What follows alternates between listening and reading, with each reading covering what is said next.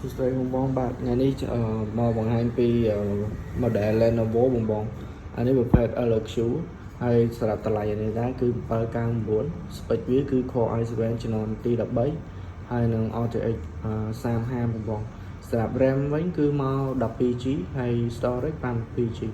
ហើយសម្រាប់ការ upgrade វិញបងបងអាច upgrade ទៅ28 MB ឬ28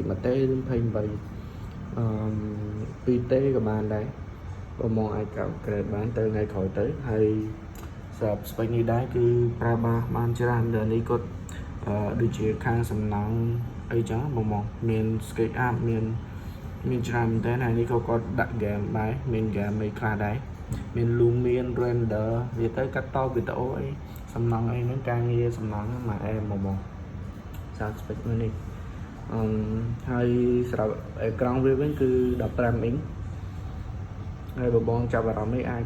តាក់ទងបាន TK Custom Computer បងបងហើយមិនថា model ហ្នឹងបងបង model ផ្សេងក៏យើងមានច្រើនដែរមានតម្លៃចាប់ពី699ឡើងទៅនេះបងបងអាចមើលបាននៅក្នុង website របស់យើងអាចឆែកបន្ថែមទៀតបាន TK Custom Computer.com បងបង